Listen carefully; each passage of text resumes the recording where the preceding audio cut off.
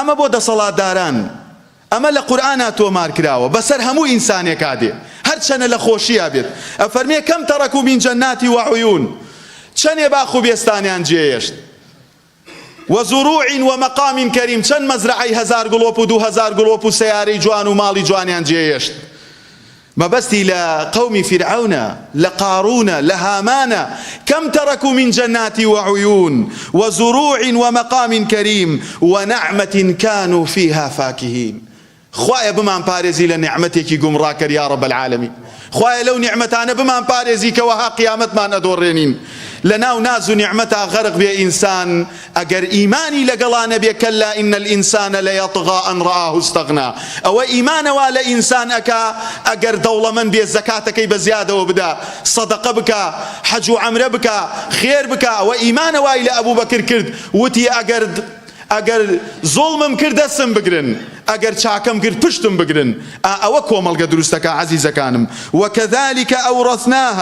وكذلك وأورثناها قوما آخرين. أوان من رتان قومي كترمان لجيان جيجير كرت. فما بكت عليهم السماء والأرض.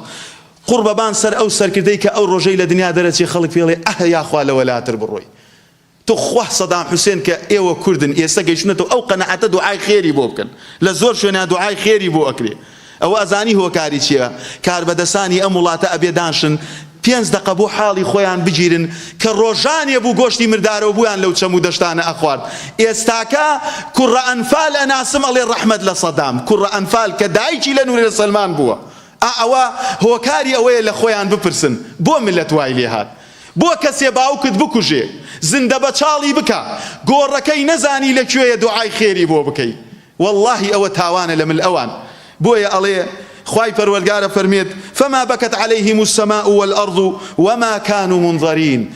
پیاو او پیاوی او روجی لدنیا درچو آسمان ملائكة كان بوي بگرين، ملائكة كان بلين اي هاوار او عبد لدنیا درچو كوها روجانا كردوي خير ونيجو عبادتي برزبوه وخلقي سرزويج بوي بگرين بلين اي هاوار شويني لمزگوت شويني لچاكا كاريكاني خوز قاعدة سالتر لنا وما نابوه. والله اسفادي ابو بومان وما كانوا منظرين كأجل شاد خواي پروردگار چاوري هيچ عبديناكا